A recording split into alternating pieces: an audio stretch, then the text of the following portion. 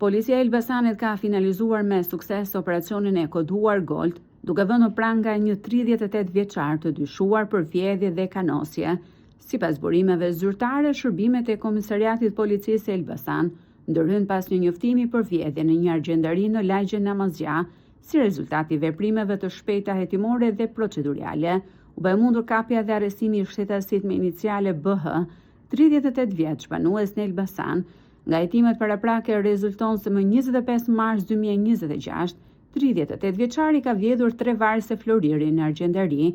Gjatë ndërhyrjes së pronarit për të rimarrë stendet e vjedhura, autori dyshohet se e ka kanosur atë me qëllim që të mos bënte kallëzim në polici dhe më pas është larguar me shpejtësi nga vendi i ngjarjes. Mësohet se i arrestuari është person me precedent penal, i dënuar më parë për krime kundër personit dhe pasurisë.